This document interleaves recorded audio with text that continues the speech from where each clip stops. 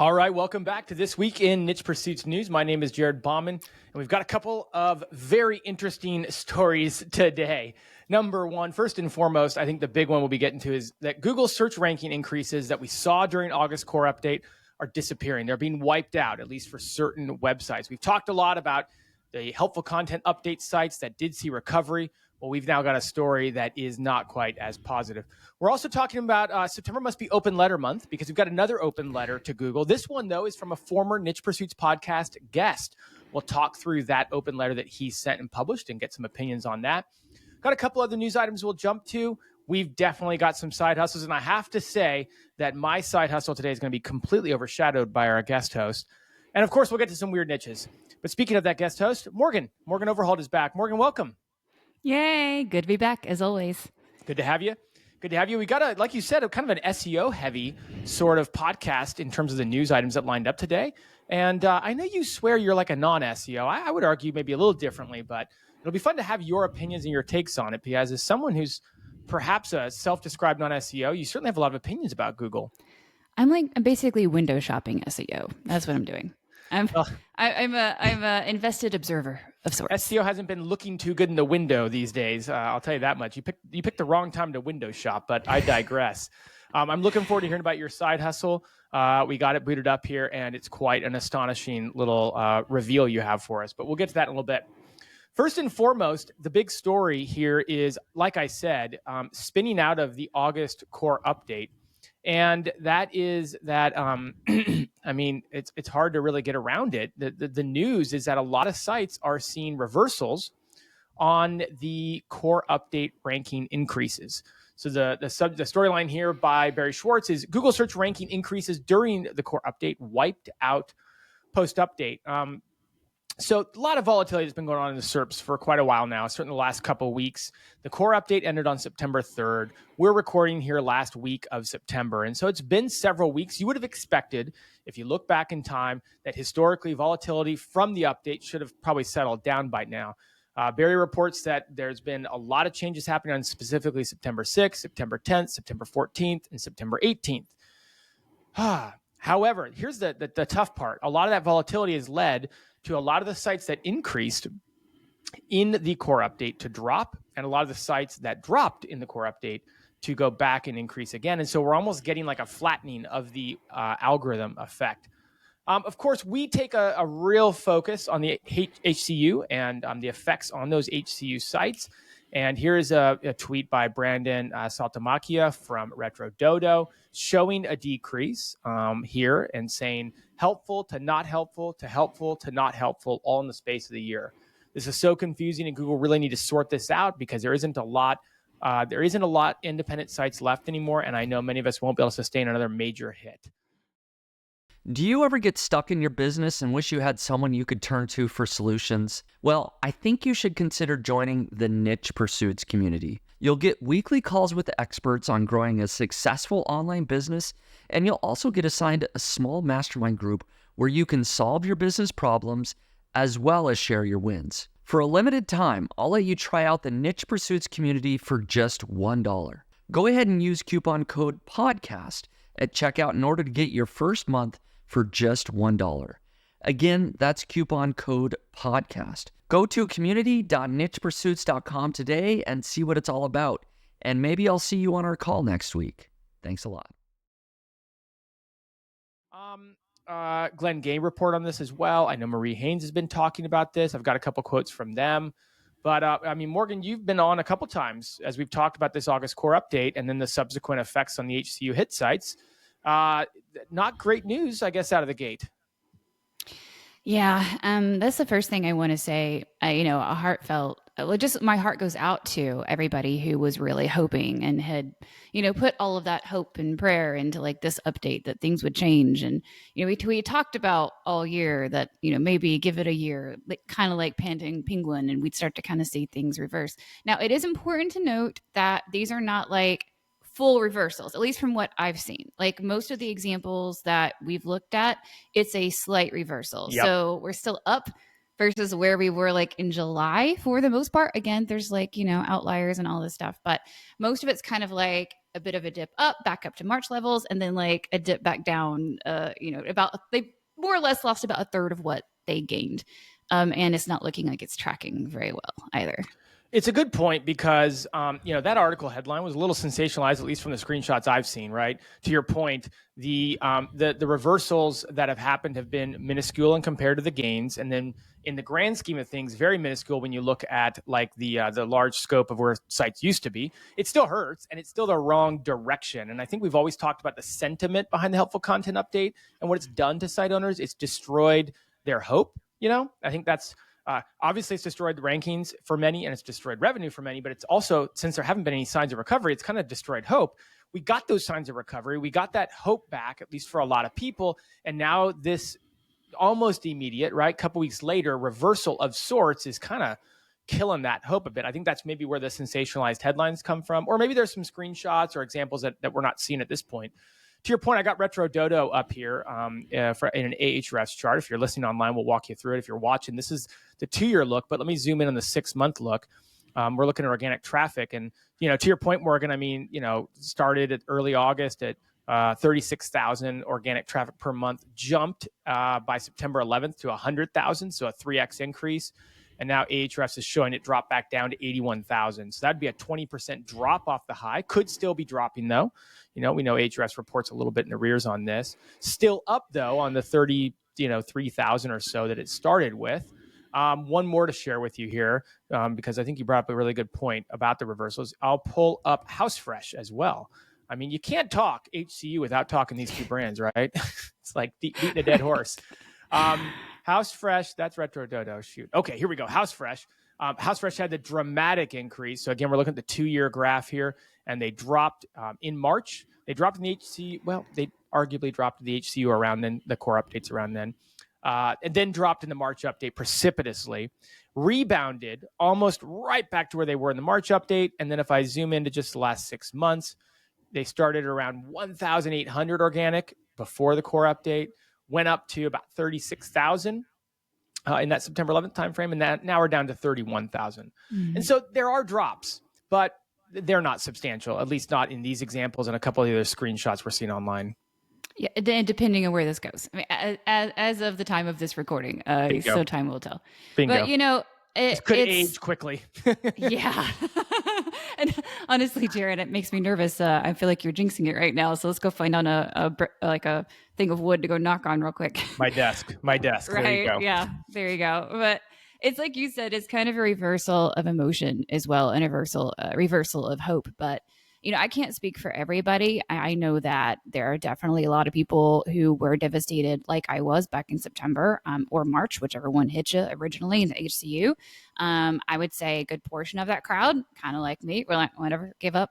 I quit looking at Google. Even when recovery started happening last week, I did not rush to go change anything or to go look at any site and try to analyze what they did, because I just knew some more shenanigans from Google would be afoot. And I no longer personally see Google as a reliable source of traffic. It's also like, I can't help but think, I know that there's a lot of question about whether or not the HCU classifier still remains. I feel like when I talk to, and I'll be interested to hear your thoughts on this. When I talk to like a lot of SEOs, they always say the classifier no longer is a thing. It's baked into the core update, etc. But if the classifier is no longer a thing, this kind of feels a bit like that time, actually the 2 times that I went on vacation and I swore to my husband that I closed the fridge door. I'm like, of course I closed the fridge. Why would I leave the fridge door open for 2 weeks? And then I came back to a whole fridge full of spoiled food. Like maybe they just like somebody forgot and left something on a little too long. Is all I'm saying. I'm just saying, have we checked the fridge door, Google? Have we checked just to make sure?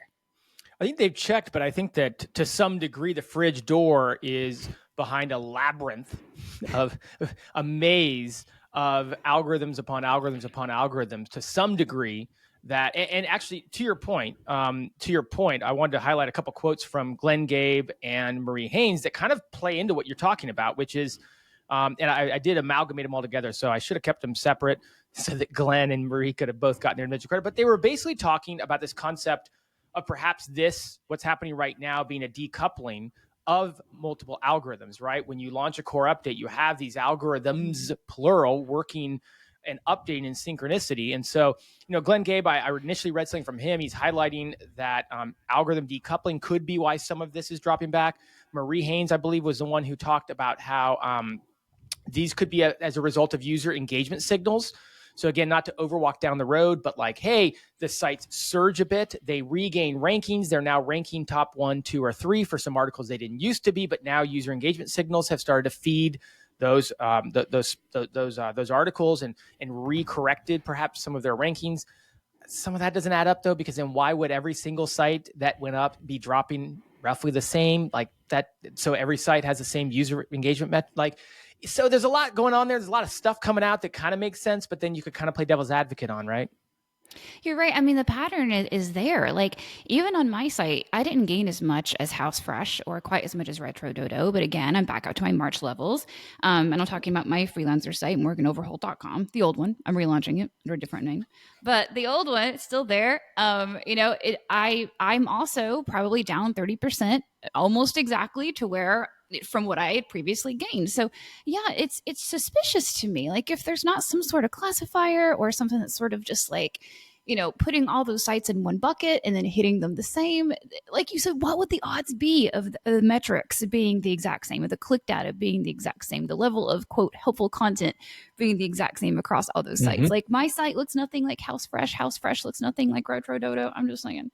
And I do think, to your point, there's some uncoupling going on here, Jared, and it's me and Google, we're consciously uncoupling, as they call it now. Yes, the that's relationship. The going it's on. I'd say it's been happening for a while if I read the tea leaves, but I will say as a counterpoint that, and I didn't check all of them, but I've access to a lot of Google Search Console data from my agency. And I know that I had reported a couple weeks ago on some sites that saw a lot of increases, right? We even shared some screenshots from them and stuff. So I just went back to some of the ones right before we hit record here that I knew had some good gains. And none of the ones I checked that I have access to had seen any measurable drops. Now, again, what we're posting here is Ahrefs graphs, right? Like charts and stuff. That's third-party data.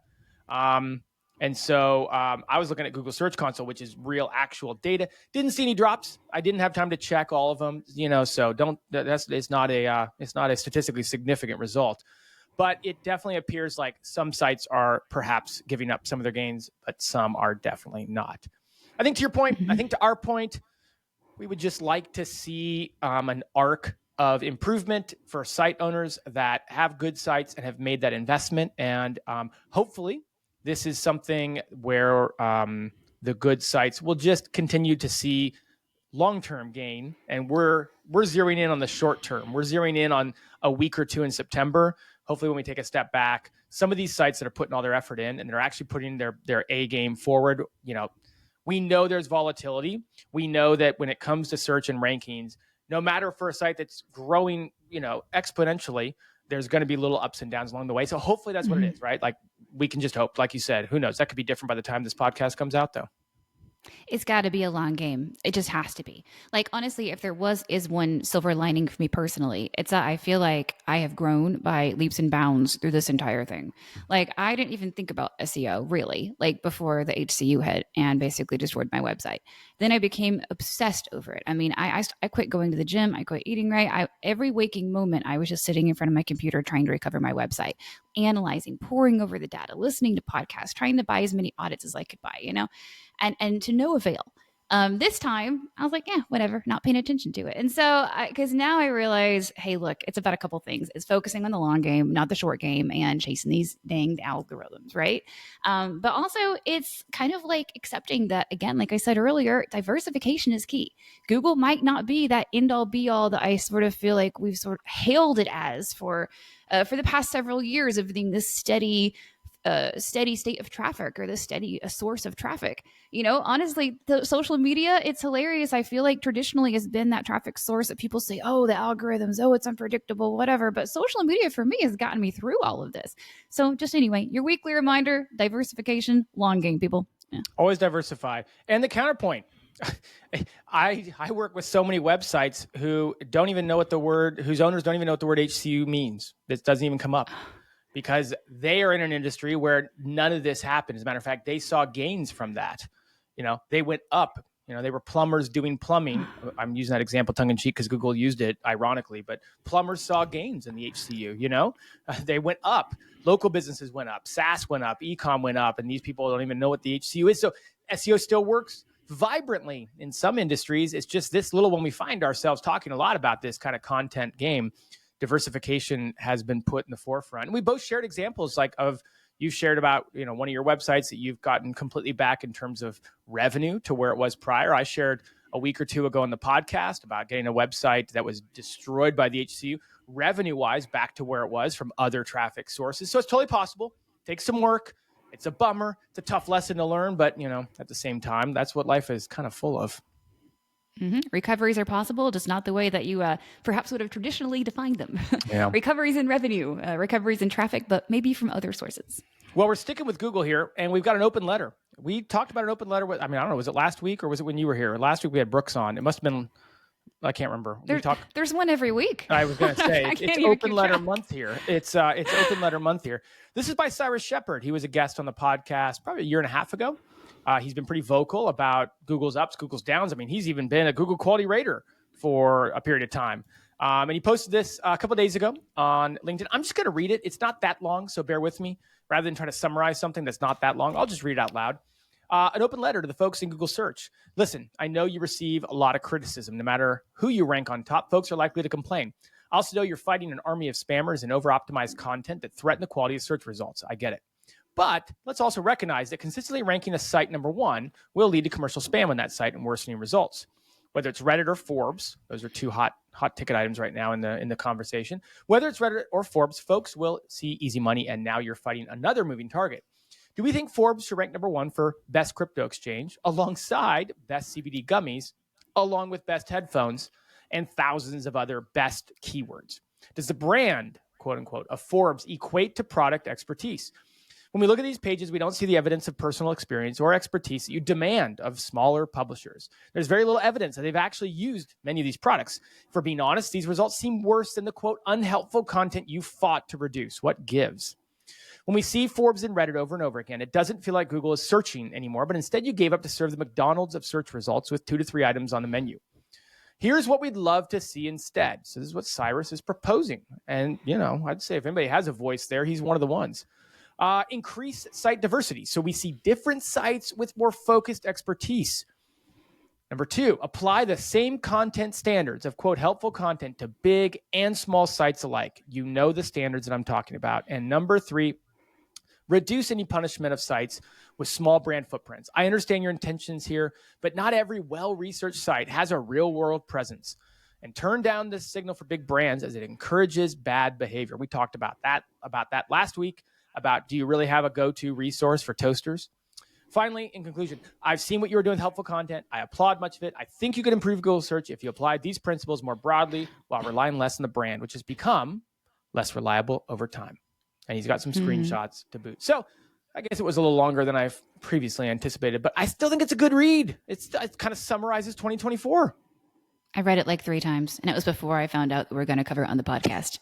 Okay, fair enough. Since then, maybe 6.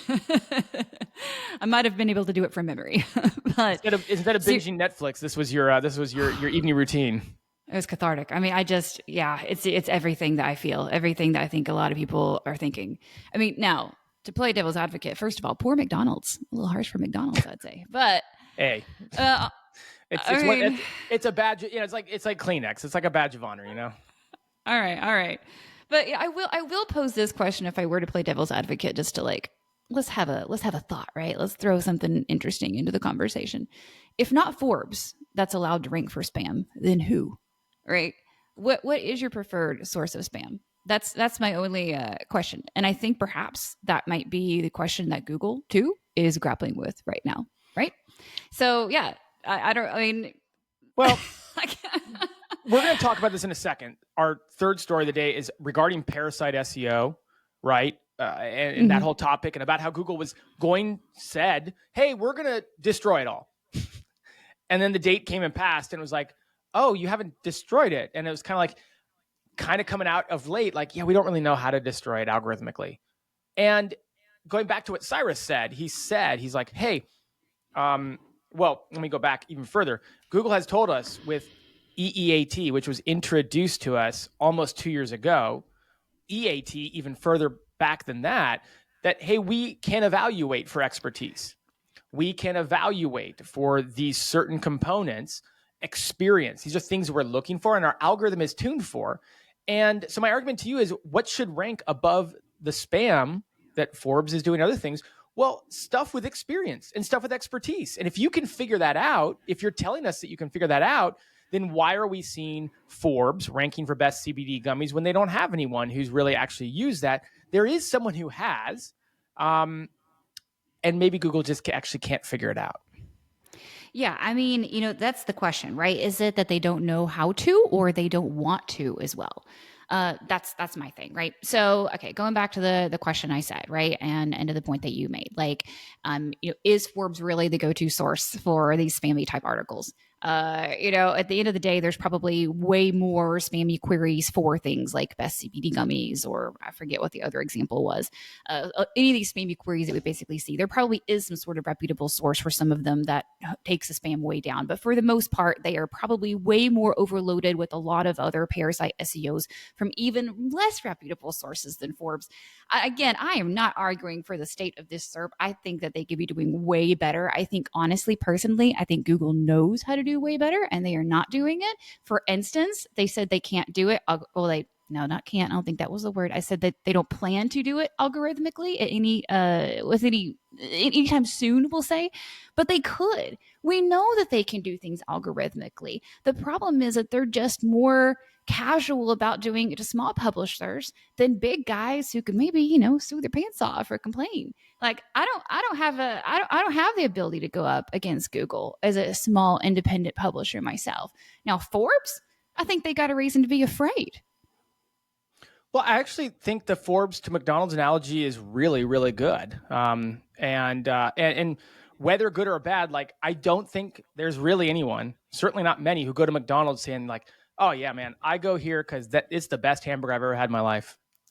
Like, it's just, I've never had a better one ever. I've gone to all the gourmet places. It's the best burger. Come on now. You go there because it's safe. It's easy. You know what you get, and you know what you're going to get is going to be good enough to eat. There's no risk. You have them everywhere. They've mastered the convenience, right? But you don't go there because it's the best hamburger. And I do wonder, because we love to post all the screenshots when Google gets it really wrong with, glue on your pizza and all this stuff, right? And I wonder, to some degree, and to your point, if at the end of the day, you sit in a room of Google algorithm executives and they're looking and they're like, well, we know that this guy has actually tried these best CBD gummies. And in this case, it'd be really great if we publish that one.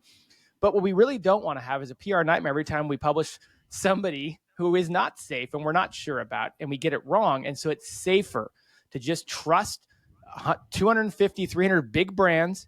And even though we know you're not getting a good experience, what we're pretty sure of is that you're not getting a bad experience.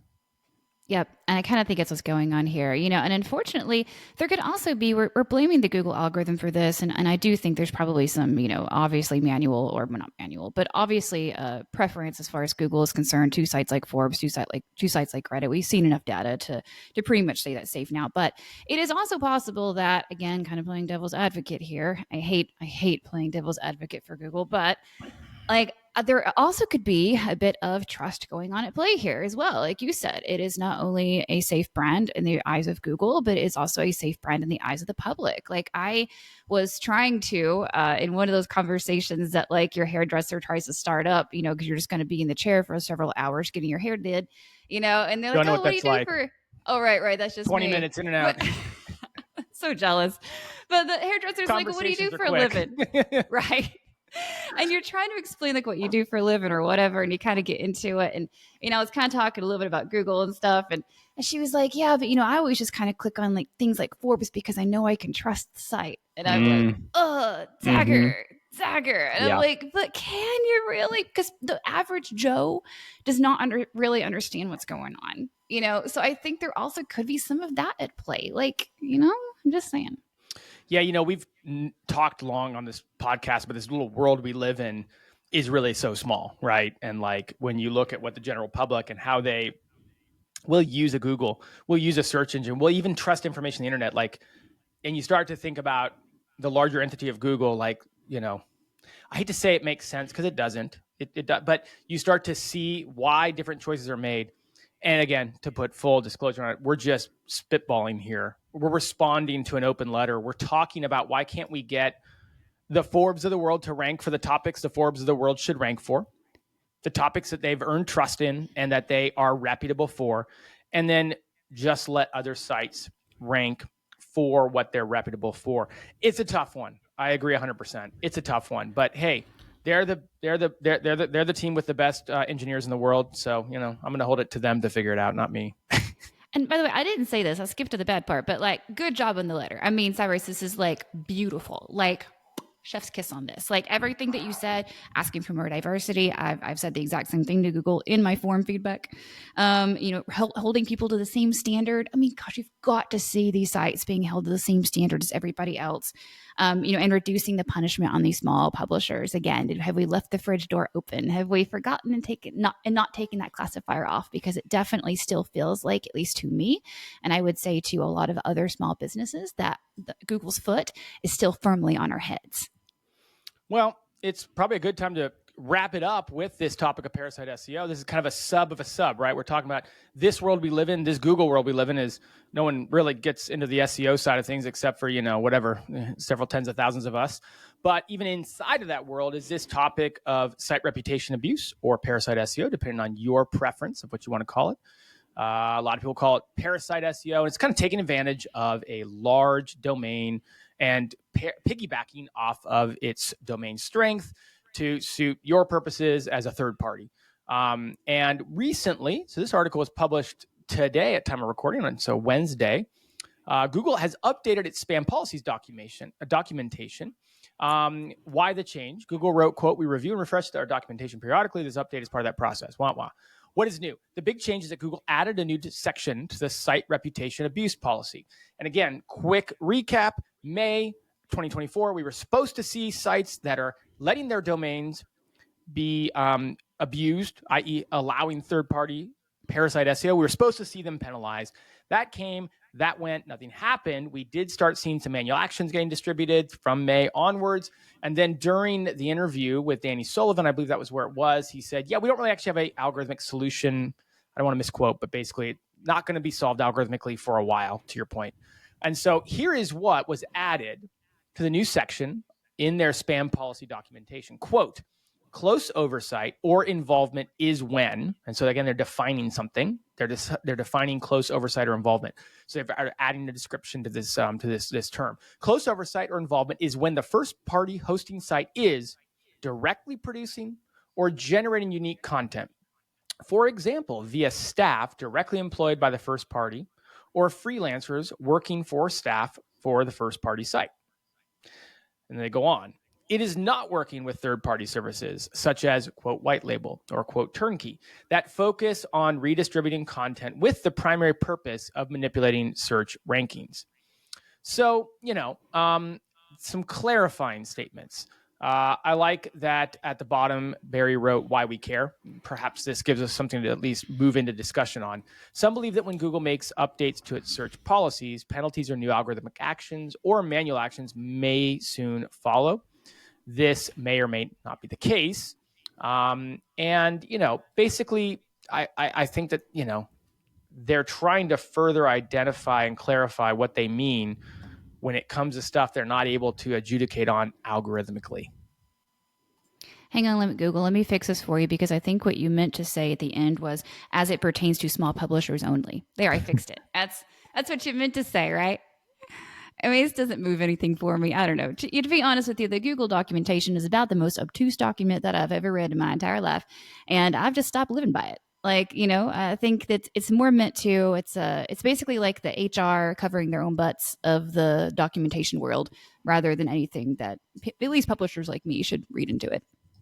Yeah. It's long been ignored by most SEOs.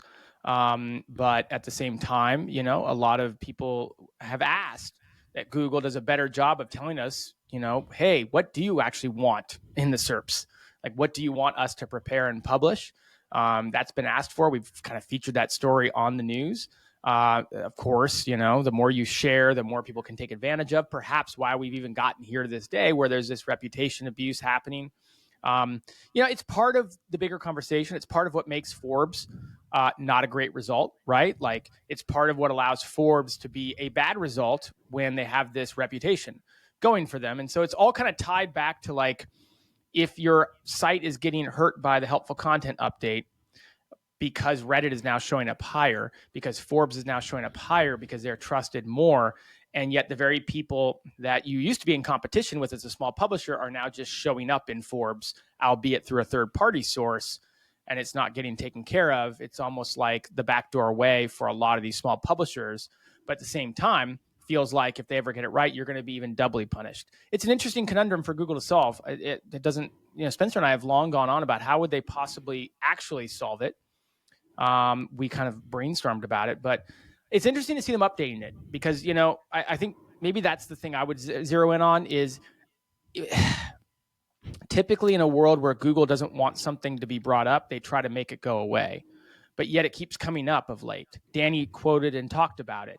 They updated their policy to give more like for something they don't want to be talked about, or maybe historically when they don't have a solution, they would want it to go away. It sure is coming up a lot.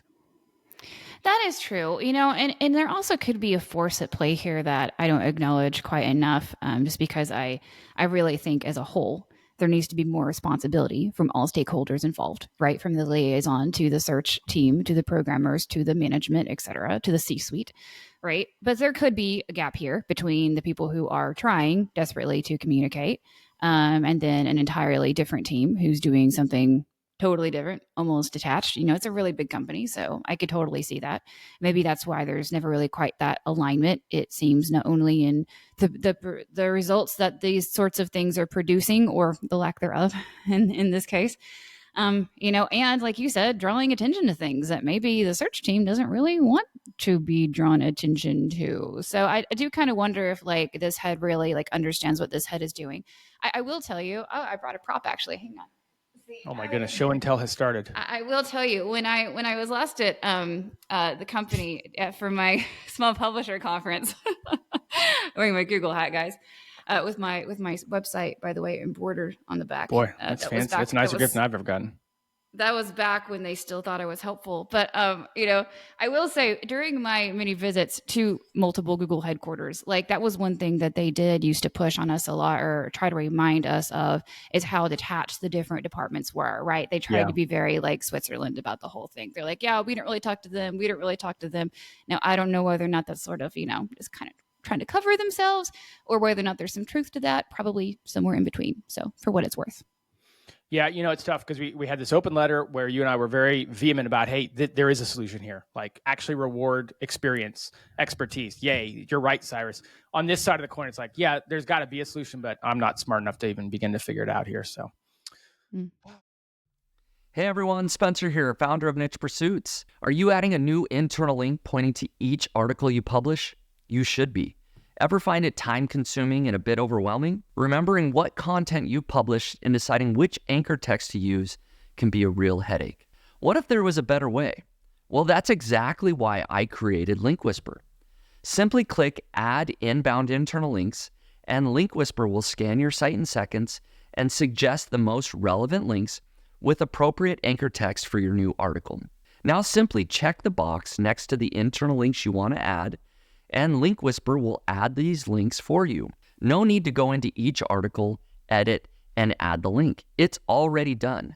No more manual internal link building or guesswork. Just efficient, accurate linking that saves you time and improves your SEO. Transform your content strategy with Link Whisper.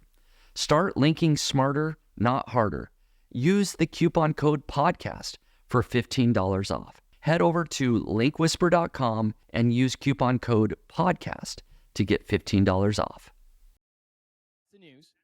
It's time to move in to side hustles. And boy, do you have a story for us. But you don't get to go first. I do. Because if you went first, no one would want to hear my story. So I'll talk first, and then I'll mic drop when you can mic drop, and we'll call that a day. I'm going to talk today about Amazon Influencer. For a couple reasons. I haven't talked about it in a little while. and it is going into Q4. This is our last podcast before we officially hit Q4. Now, Q4 is October, November, December. And if you are in any sort of e-commerce space, you know that Q4 is when stuff sells.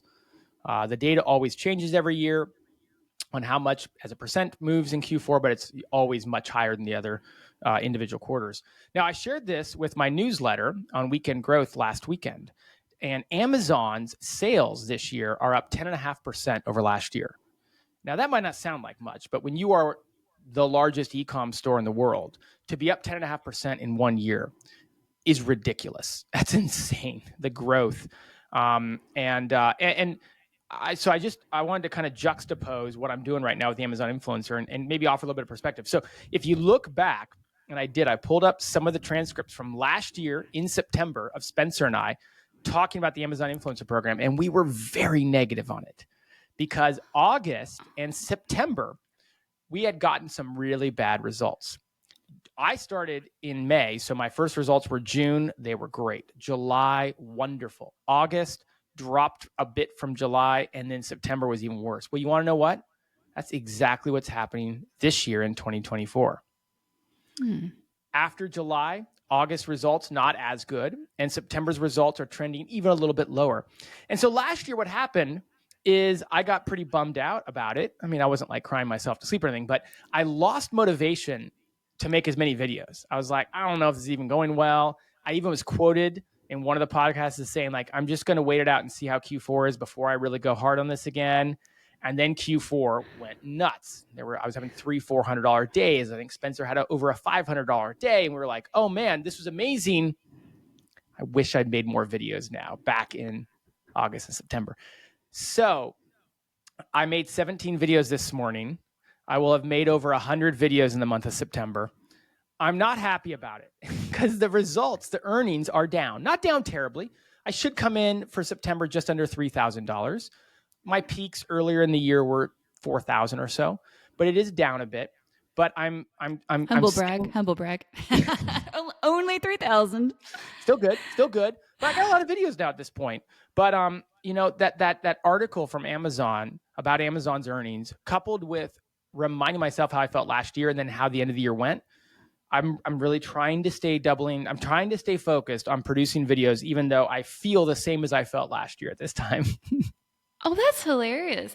You would figure like with all of your experience, with websites and I'm sure affiliate sales that, certain things, man, Q4 is a shopping season. And I kind of feel like traditionally speaking, a lot of people even sort of tend to save their money, leading up into it because they know that Christmas time is going to be, or whatever holiday you celebrate, any gift giving holiday for that matter, very expensive, so that's kind of the traditional, I feel like, trajectory of those sorts of retail purchases. So it surprises me. And I think that's so ironic that you guys were so down on it last year. Sometimes we mention these things and I want to go back and find that podcast. We get emotional too.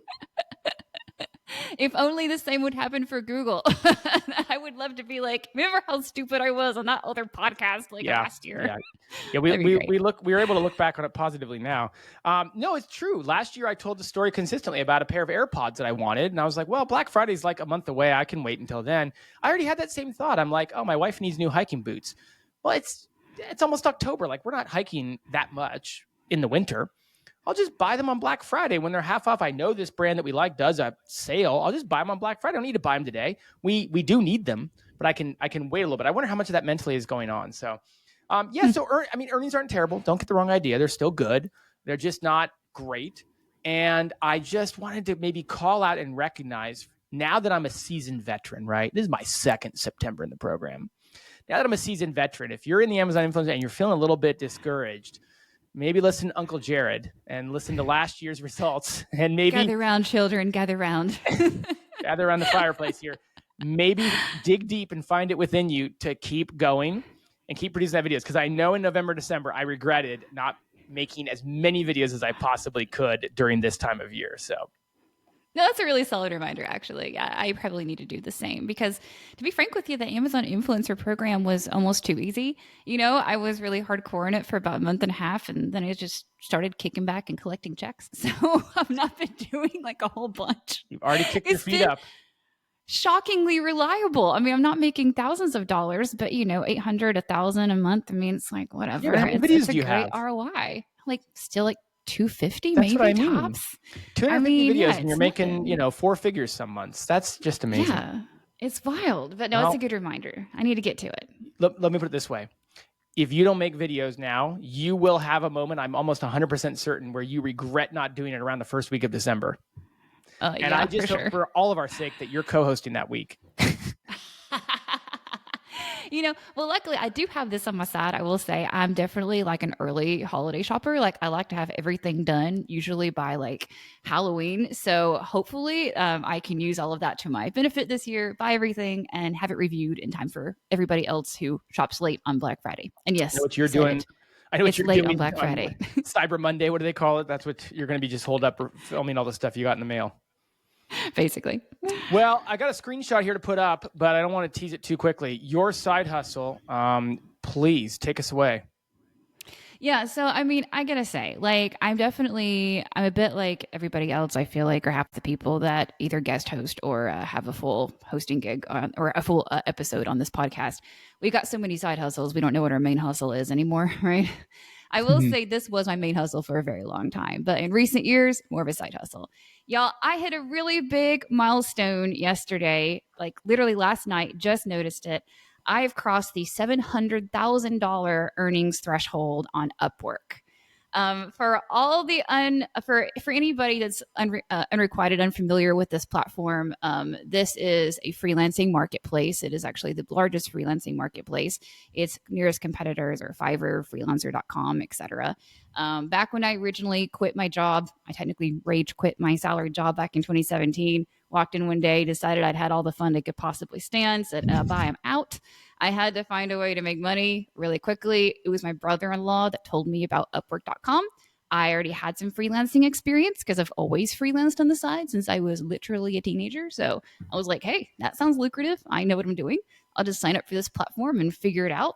It was a really slow go in the early weeks, early months. But honestly, by month about 3 or 4, I was already earning the same on Upwork alone as I was in my last salary job, and it's only exploded since then. Wow. And I gotta say, like, this whole freelancing thing, and Upwork specifically is not where I get like all my freelance income anymore, but I have to say it's been so nice to have this in my back pocket the whole time. Like this saved me through a pandemic. This saved me, more aptly from the HCU. Like so many people lost 100% of their income overnight. I still had this entire second business that's provided this safety net for me. And I'm so very grateful, for the freelance industry as a whole, but also for Upwork, where I've obviously made a significant portion of that income over the years. But yeah, 700,000, it's a pretty big accomplishment, at least in my mind. It's a huge accomplishment. I mean, that's earnings, right? So like you got to figure that's your earnings, that's your take home, that's your, obviously spread over a number of years. But I mean, I did a little math. I don't know how accurate this stuff is. I know Upwork, but more from the hiring side because we hire a lot of people, from the agent for the agency. We hire freelancers. So who knows? Maybe we've worked together at some capacity without even realizing. But if I'm doing my math right, you got over 700,000. But let's use that number. You've got 252 total jobs. So you're according to that, you're earning almost $3,000 a job, and then you've worked 8,410 hours, putting you at an average hourly rate of $83 an hour. Mm-hmm. Yeah. I mean, it's funny because a lot of people always assume that Upwork is a real race to the bottom, right? And just for clarity for all the non-visual listeners out there, I'm now at $150 an hour. So that average is kind of being brought down over time from when I was new on the platform and charging a whole lot less. But really, Upwork is just a game of like constant iteration, constantly going for bigger fish, constantly going for bigger money, constantly raising that rate. And once you really get rolling, the sky's been the limit. I mean, $150 an hour seems like a decent, hourly rate to some. And by the way, you don't have to work hourly in Upwork. That's just the one I have posted in my profile. But there are people on the website, like my friend Adam Palmer has earned over $2 million on Upwork. His hourly rate is $750 an hour doing digital marketing. $750 an hour. Wow. I mean, it's wild. So when people say that Upwork is a race to the bottom, I'm always like, I think it's just you that's doing the whole race to the bottom thing. Upwork can't be blamed for that. you gotta like change your mindset. That's what I was told to do when I first joined the platform back in 2017, and I gotta say, it totally paid off. Kind of like what we kind of like what I've experienced in every business since then, or every business that I've entered into. I tend to listen more to people who have been successful and tell me all the reasons why I can or how to accomplish the things I want to accomplish, versus all the people who say, here's a list of reasons why this doesn't work. And I gotta say, that's really served me very well in life. Well, if you're a struggling, content creator, or you've been hit hard by the HC or something like that, you kind of have access to Morgan, perhaps in the YouTube comments here or there. Maybe Morgan will pop in and answer a question or two. Congratulations on the accomplishment. That's huge. That's such a large number. Thank you. There's so many ways to get there online, right? So many ways to not have to do that 9 to 5 if that's your goal. So many ways to have side hustle income. Maybe you're quite happy where you're at, but you're looking to add an additional $250 a week, an additional $1,000 a month, an additional, you want to make a down payment in a house, you want to take that vacation, you want to pay for Christmas. That's kind of my side hustle story. Just the sky's the limits. Freelancing, a thing we don't talk a lot about here in terms of niche pursuits, but what a model.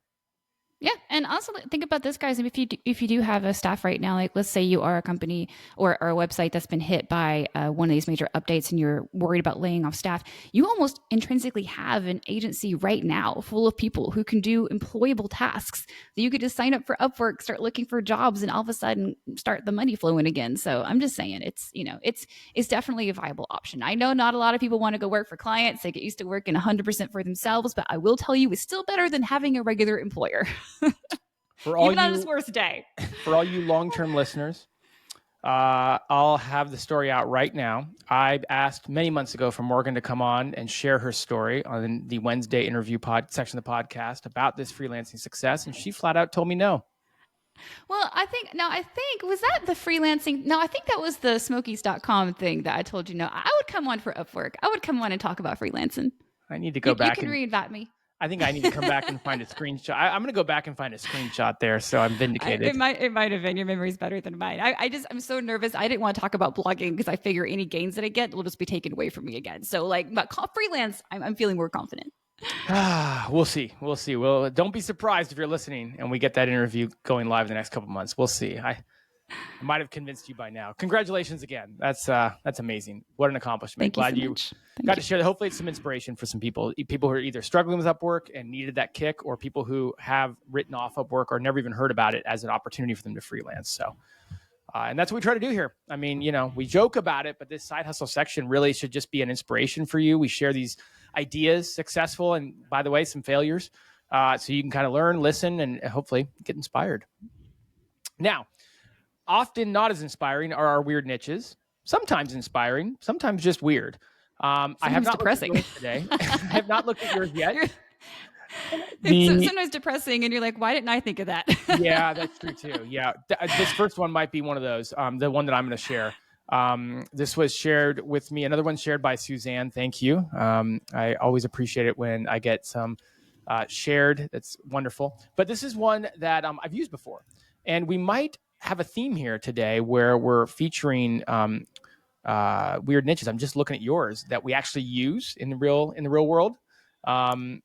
This weird niche is best-hashtags.com. So best-hashtags.com is the brand is best-hashtags.com. And it's exactly what you think it is. It's about finding hashtags for your social media post, your whatever you need hashtags for. So I was just talking about the Amazon influencer program. So let me type in Amazon influencer here and see what it comes back with. While I'm talking, here it is. I'll pull up the results, so I'll just share them with you. So basically, it just goes through and it gives you the best hashtags to use. I've used a lot of hashtag websites before. I feel like hashtags aren't quite the thing they used to be, maybe 10 years ago or 5 years ago. They still help, but I think they were certainly all the rage maybe 10 years ago when I was running my last company. And what I like about all of them, just give you like hashtags, right? And you just hit copy and you can dump them in. But what I really like about this website is that it does a lot more than that. If you scroll down, it gives you a lot of stats here that I think are really helpful. So it says top 10 Amazon influencer hashtags. and it gives me percentages of which ones are the most favored. Go figure. Hashtag Amazon influencer is 41%. And I don't know what 41% represents. What is that a percentage of? It's used 41% of the time or something like that. I don't know. Amazon finds, hashtag Amazon finds. I wouldn't have known that. Hashtag Amazon deals. And, it kind of goes on to share, basically more stats and data. So popular, we talked about easy versus difficulty hashtags and on and on and on. I won't go too far. Let me share something from Ahrefs here. And again, Riverside is still not allowing me to switch my screens. So if you're wondering why I'm a little janky in sharing this stuff, here's the Ahrefs screenshot. So this is not a small site. That's why I wanted to share it. This is a DR71. It ranks for 393,000 keywords. It's bringing in 2.3 million organic page views a month, estimated by Ahrefs. And you can see we got the 2-year view here. And aside from a couple of dips, it has grown substantially. It's basically doubled in 2 years. And Morgan, to your point, look, I see a lot of little downturns. Going back to our first news story, maybe that's just what we're up against here. See a little downturn, but if you take a step back, all up and to the right. But you got to figure, this website is littered with ads. And I just went back to it to try to bring it back up, and I got an interstitial. It's got ads on the right and the left sidebar. It's got, I believe I saw a video ad. It's got a header ad. It's got a footer ad. It's just littered with ads. At 2.3 million, and we know Ahrefs tends to underestimate, this site has got to be making so much money. I love it though. I'm going to be honest. We talk about a lot of weird niche sites in this podcast, and some of them, all of them are interesting in their own way, right? Some surprise me. Like I said, some depress me because I think, I should have just made that myself. I could have been a rich woman already. Some of them, but a lot of them I think, that's not really going to be something I use. I'm going to use this all the time. I love it. Seriously. This is actually something this is new to me. This is going to be so much easier. I feel like I'm the last one to the party, so my excitement is probably blown way out of proportion. But this is brand new to me, and I'm excited. This is something I struggle with. It's going to save me seconds every day. I downplayed the weird niche segment, the whole thing leading in, and here it is, the one time I share something that you're all about using. I'm into it.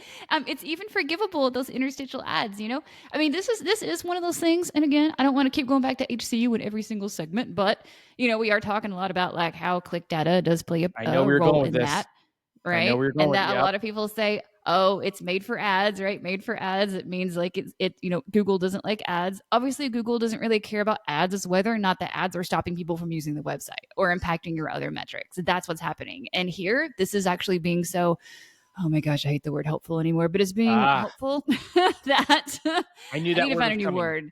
I need to look at the thesaurus and find another word for helpful and just remove that from my vocabulary. But I will say this site is so functional that you kind of forgive it for its ad sins, Yeah, it's so true. I know speaking of Cyrus, he had run a study on HCU hit sites a while back, and we featured that. And the number one correlation he found was ad density, certain ad units, footer ad units. And I remember footer ad units being one of the highest correlated with dropping in the HCU. And here we have a site littered with ads. To the point of making the user experience much more difficult or much worse. And it's thrived, it's thrived because people like it.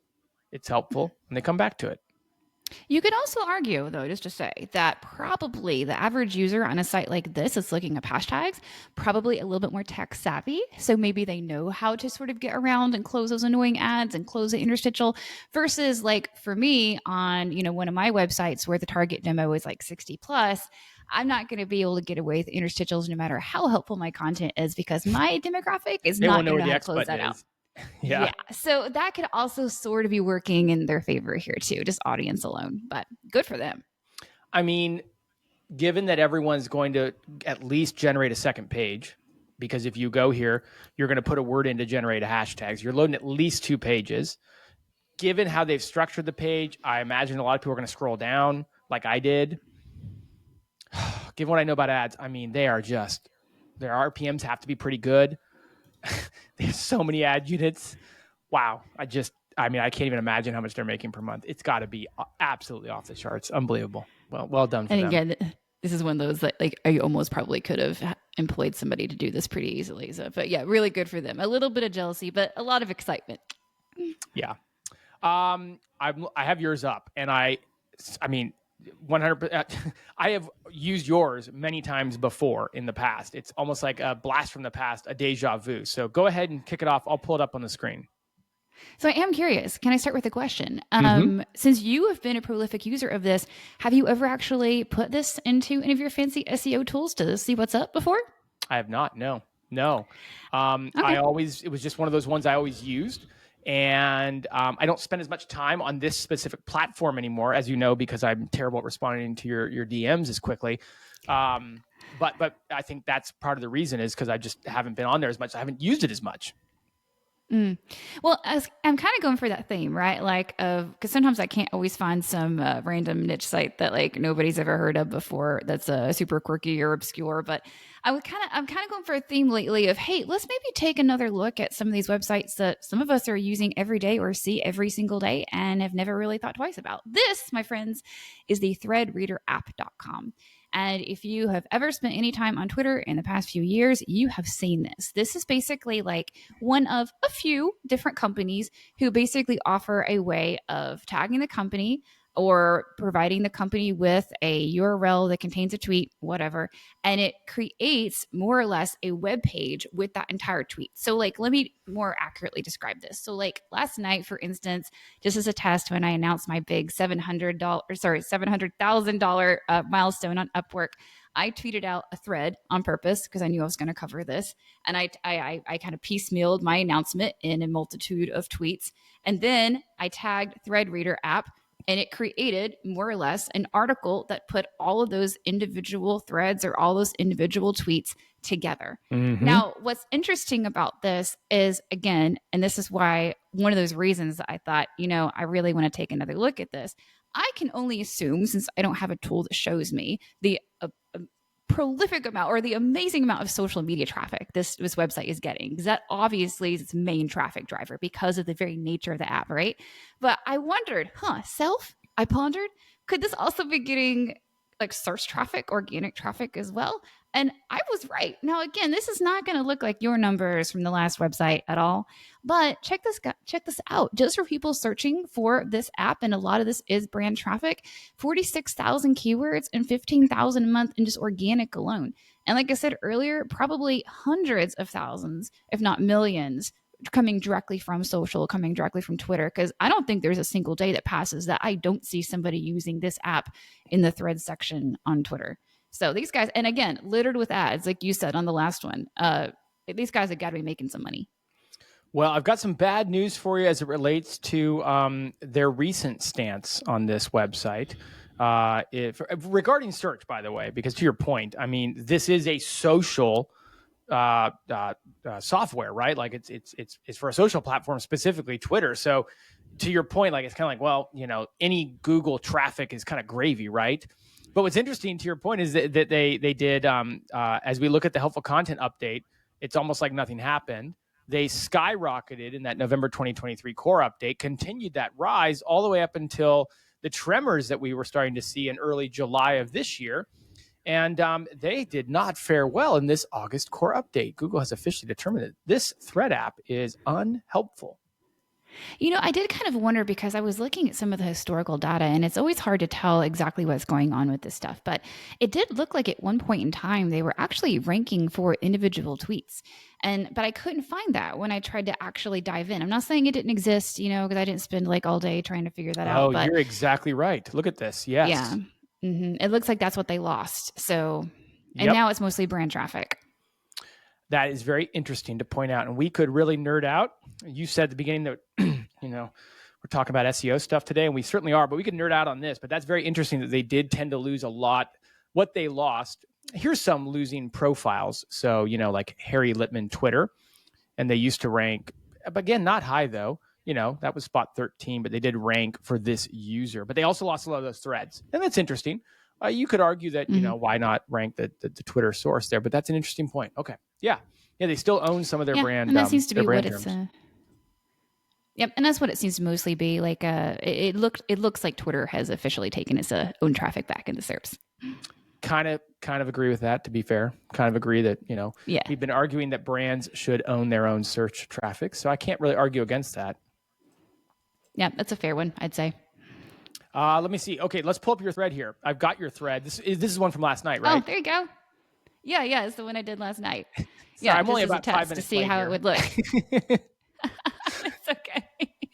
Yeah, no, I'm trying to pull double duty, doing my freelance stuff, my Upwork stuff, my Niche Pursuits podcast stuff. So, but no, as you can see, I basically made my announcement. I added a picture, which is also really cool that these apps can actually grab the screen grabs or pictures or any kind of multimedia that you post in your tweets as well, pulls it into that article. Yeah, so it's kind of fascinating. Now, again, I'm no lawyer. I would say it's interesting from I don't know, is there a copyright problem here? I don't know. I'm just asking the question. I would probably be nervous to have founded this company, but extremely helpful, I would say. Yeah. I mean, honestly, it kind of surprises me that Twitter doesn't have, or do they have an app that does this same thing? I remember that there was one of the reasons I stopped using it or using it as much. I remember, and don't quote me on this because I don't remember exactly what it was, but there's something having to do with the Twitter API, right? There was a Twitter API changed, and a lot of companies that were reliant on it changed overnight. And a lot of that ended up getting pulled back and stuff. But I remember something happening with the Twitter API with this company. I did notice that when I was looking at this last night, that Twitter's old documentation actually referenced a company that did this. But when you click the link now, that link is dead. So I kind of wondered what had happened there. So maybe it was an API issue. Yeah.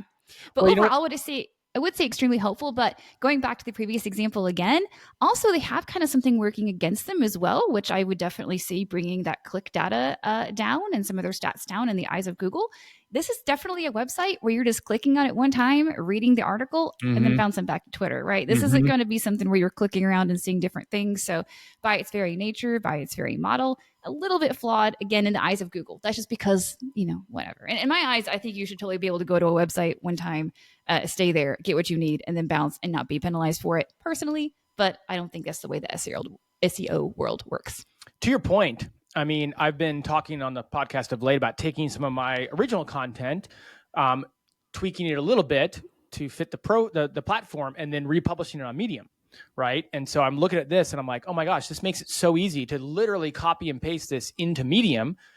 You would need a little bit more of a substantial introduction. You might want to cite a source or two, give people a little background on what Upwork is and stuff. But to some degree, you've got the meat and potatoes, if you will, of a Medium article here, and something that would be interesting on Medium. Ooh, good point. I'm going on vacation tomorrow, but I'm thinking when I get back, that could be my next article. I like it. That is a great share. And to your point, something that people could use every day. If you're not using it, this is good, weird. We've got two weird niches that might go right into some listeners' everyday tools that they're going to use. This is, dare I say, a very helpful podcast episode for people. I need a thesaurus. I'm going to get myself one on Black Friday and then review it on Amazon. You should come armed with several new terms we can all start to use. I think that brings us full circle. That's the news this week. Obviously, a lot of different things we talked about Google related. We talked about the helpful content update sites as they continue to come out of the August core update. Other sites included, but our focus has always been on those. We talked about a couple other Google topics. Congrats on your success with your side hustle, turn full-time job, turn back to side hustle in the full turn of events, and then some great, really helpful, weird niches. So until we talk again, Morgan, I'm sure you'll be back, but everybody have a great weekend. Bye. Hey there, thanks so much for listening to the Niche Pursuits podcast. Did you know that Jared and I are members of a private group called the Niche Pursuits Community? And today I want to share with you how you can join for just $1. The Niche Pursuits Community is a private members area for niche online publishers to mastermind and grow their businesses together. We hold weekly calls live with experts where you can ask questions. These experts share tips on Amazon Influencer, Google Discover, building email newsletters, getting traffic from Facebook, and other strategies to grow your online business. You'll also be assigned a mastermind group of 4 or 5 other people in a similar stage in business as you.